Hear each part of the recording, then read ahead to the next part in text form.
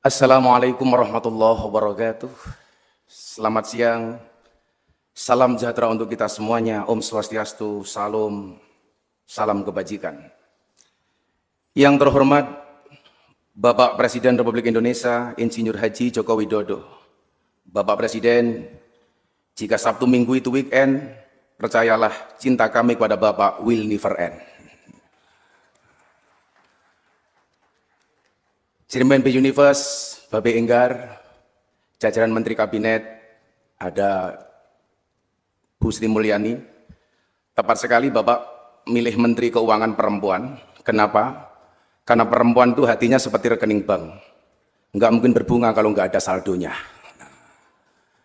Bapak PJ Gubernur, Direktur BNI, anggota BPK, Dewan, dan para hadirin sekalian yang saya muliakan. Ibnu Athaillah As-Sakandari dalam kitab Hikam, beliau menyampaikan, ma tawaqafa matlabun anta talibu bi rabbika wa la tayassara matlabun anta talibu bi nafsika. Tidak akan pernah terhenti sebuah permintaan ketika kamu sandarkan permintaanmu hanya kepada Tuhan. Dan tidak akan pernah menjadi mudah sebuah permintaan ketika kamu percaya dengan kemampuan. Maka manusia mampu bukan karena dia mampu, tapi karena dimampukan oleh Allah yang maha mampu.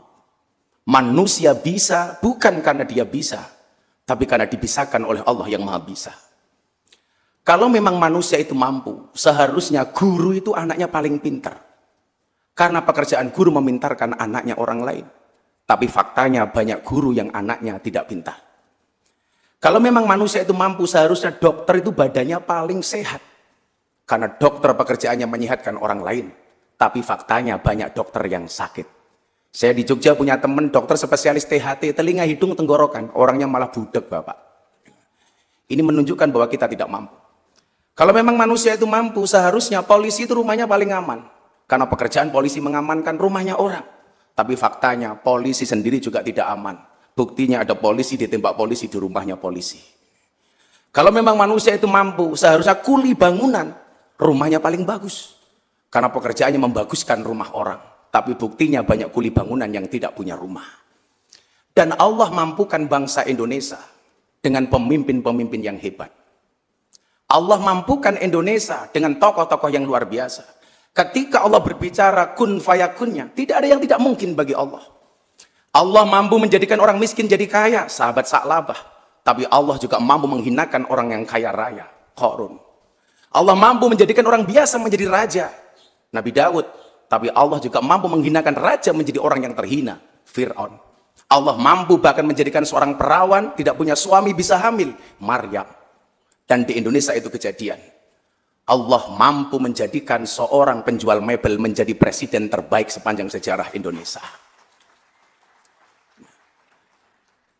Banyak prestasi yang kemudian kita lupa. Orang kadang-kadang mengatakan ini presidennya kok begini. Contoh, ketika pembuatan IKN, Ibu Kota Nusantara. Perintah presiden waktu itu adalah supaya presiden dan gubernur seluruh Indonesia membawa tanah dan air dari masing-masing daerah. Orang yang tidak suka dengan IKN dari awal mengatakan, kok presiden bikin istana percaya dengan dukun? Kenapa harus membawa tanah dan air? Bapak Ibu, saya hanya menduga-duga. Coba kita lihat peristiwa banjir bandang yang terjadi di Masjidil Haram. Saat itu Ka'bah, Hajar Aswad terlepas dari Ka'bahnya. Yang terjadi adalah semua pemimpin kabilah berebut ingin memasangkan Hajar Aswad di tempatnya. Hampir saja terjadi saling baku hantam dan bunuh. Maka kemudian disepakati siapapun yang masuk Masjidil Haram pertama kali, dialah yang berhak memasangkan Hajar Aswad di tempatnya. Dan ternyata yang masuk masjid adalah baginda Nabi Muhammad SAW.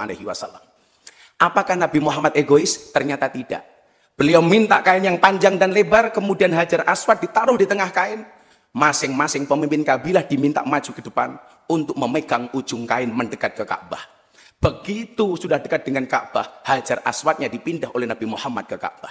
Semangat apa yang dibawa oleh Nabi Muhammad? Semangat persatuan. Demikian pula ketika Sunan Kalijaga membuat Masjid Demak. Masjid itu seharusnya selesai oleh Sunan Kalijaga, tapi beliau melibatkan semua wali. Maka ada 4 tiang di Masjid Demak, disumbang 1 oleh Sunan Gunung Jati dari Cirebon, 2 dari Sunan Bonang Tuban, 3 dari Sunan Ampel Surabaya, dan yang keempat Soko Tata dari Kanjeng Sunan Kalijaga. Semangat yang dibawa adalah semangat persatuan. Pertanyaannya, kenapa Presiden Jokowi waktu itu ketika membuat IKN minta tanah dan air dari semua daerah. Semangat yang dibawa oleh Presiden adalah semangat persatuan. Menghargai kearifan lokal. Sehingga semua daerah memiliki sense of belonging terhadap ibu kota negara Nusantara yang baru. Memiliki rasa memiliki. Cuman problemnya Bapak, mohon maaf, di Indonesia itu sekarang banyak profesinya yang seperti wasit sepak bola, Pak. Apa itu? Lari ke sana kemari mencari kesalahan orang lain. Dan yang lebih parah adalah orang Indonesia hari ini banyak yang profesinya seperti wasit tinju, Pak. Kalau ada yang berpelukan, dipisah. Ada orang tonjok-tonjokan, dibiarkan. Kan aneh, Pak.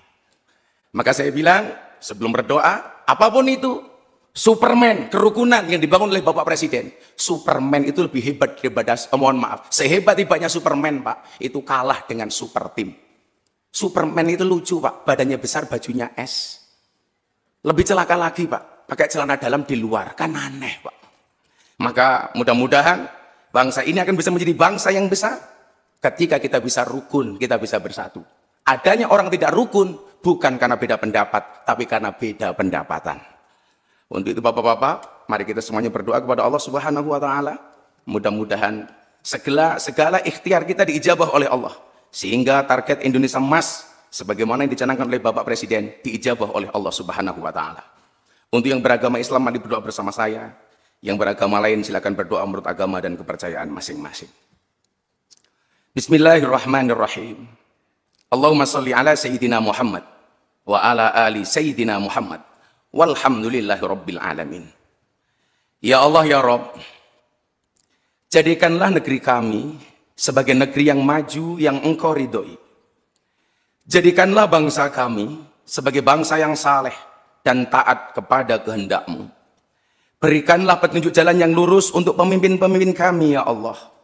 Tunjukkanlah kepada mereka bahwa yang benar itu benar, dan Engkau memberikan kekuatan kepada mereka untuk menjalankan kebenaran itu ya Allah. Tunjukkanlah kepada mereka bahwa yang salah itu salah, dan Engkau memberikan kekuatan kepada mereka ya Allah untuk menghindari kesalahan itu ya Allah.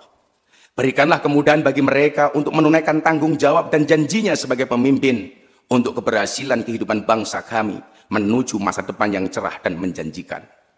Ya Allah ya Tuhan kami, hindarkanlah kami dari malapetaka, bala dan bencana, kekejian dan kemungkaran, sengketa yang beraneka, kekejaman dan peperangan yang tampak dan tersembunyi dalam negara kami khususnya ya Allah, dan negara-negara lain pada umumnya ya Allah. Sesungguhnya Engkau ya Allah Maha berkuasa atas segala sesuatu.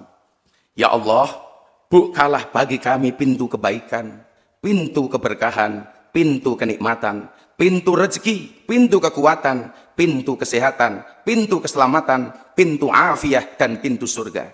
Ya Allah, jauhkan kami dari semua ujian dunia dan siksa akhirat. Rabbana atina fid dunya hasanah wa fil akhirati hasanah wa qina adzabannar. Walhamdulillahi rabbil alamin. Bapak Ibu yang saya muliakan, beli roti di pasar Minggu, minum jus semangka dicampur susu. Bapak Presiden Jokowi, percayalah padaku, rakyat Indonesia selalu mendukungmu. Terima kasih. Assalamualaikum warahmatullahi wabarakatuh.